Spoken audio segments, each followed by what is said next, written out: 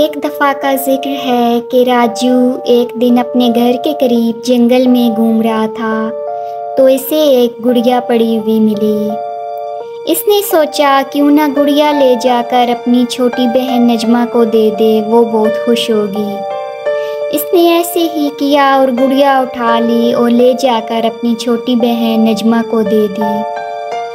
نجمہ گڑیا دیکھ کر بہت خوش ہوئی، مگر گڑیا کافی میلی اور مٹی سے اٹی ہوئی تھی۔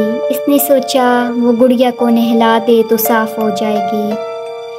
یہ سوچ کر وہ نہلانے لگی، مگر جیسے ہی اس نے گڑیا کے سر پر پانی ڈالا، گڑیا اچانک ایک خوبصورت لڑکی میں تبدیل ہو گئی۔ نجمہ پہلے تو ڈری، مگر پھر ہمت کر کے اس نے پوچھا کہ تم کون ہو؟ اس لڑکی نے کہا کہ میرا نام شہزادی نیلم ہے، میں ملک فارس کے بادشاہ کی لڑکی ہوں، مگر تم لوگ کون ہو اور میں یہاں کیسے آ گئی؟ نجمہ نے اسے پوری کہانی سنائی کہ وہ کیسے انہیں ملی۔ تب شہزادی نے نجمہ کو اپنا حال سنایا۔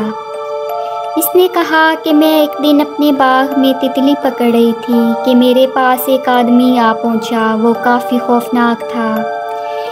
اسے دیکھ کر میں ڈر گئی۔ اس نے کہا شہزادی نیلم، تمہارے بابا بادشاہ ہیں، ان کے پاس ہیرے جواہرات، سونا چاندی، ہاتھی گھوڑے، فوج اور بہت کچھ ہے، مگر پھر بھی میں تمہارے والد سے زیادہ طاقتور ہوں، کیونکہ میں ایک جادوگر ہوں۔ میں جادو کے زور سے تمہارے اس محل کو ایک جھونپڑی میں تبدیل کر سکتا ہوں۔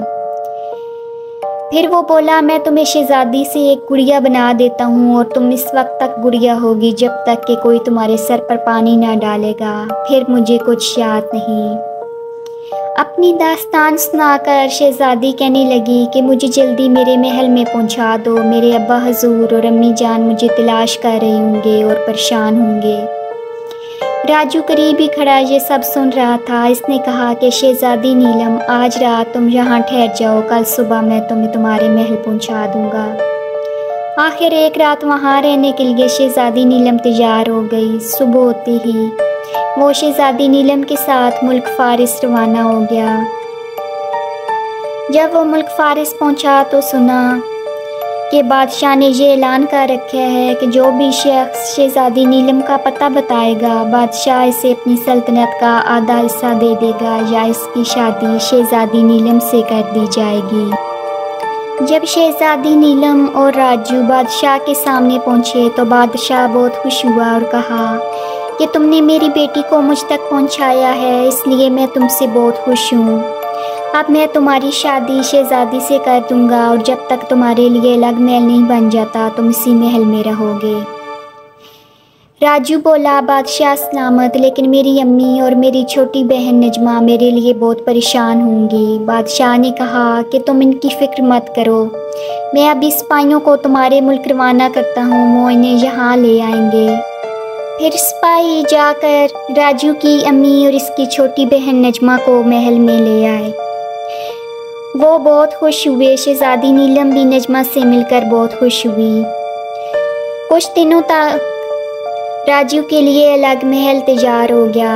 بادشاہ نے سپہ سالاروں کو یہ بھی حکم دیا کہ وہ راجو کی تعلیم و تربیت کا انتظام کریں۔ جس طرح شہزادوں کو تعلیم دی جاتی ہے اسی طرح اس کو بھی تعلیم دی جانے لگی اور اسے پڑھنے لکھنے کے علاوہ شہ سواری، نیزہ بازی، غرض کے تمام فن سکھائے جانے لگے۔ جب اس کی تعلیم و تربیت پوری ہو گئی تو بادشاہ نے کہا کہ ٹھیک ہے، اب شادی کی تیاری کی جائے۔ دونوں طرف محل میں شادی کی تیاریاں شروع ہو گئیں۔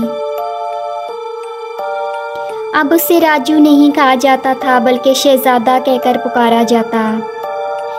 شہزادے کو دولہا بنایا گیا۔ خوب بینڈ باجے اور روشنی کے ساتھ بارات روانہ ہوئی۔ بارات کے آگے آگے طرح طرح کی آتش بازیاں چھوڑی جا رہی تھیں جس سے خوب روشنی اور چمک پیدا ہو جاتی، اور ایک بار پٹاخے کی آواز سن کر گھوڑا گھبرا کر بے تحاشا بھاگنے لگا جس پر راجو سوار تھا، جس سے شہزادہ راجو کو بہت ڈر لگنے لگا۔ اتنے میں اس کی نیند ٹوٹ گئی اور اس نے دیکھا کہ وہ تو اپنے بستر پر سویا ہوا تھا، نہ محل تھا اور نہ ہی شہزادی نیلم۔ Subscribe my channel and press the bell icon for princess and fairy tales.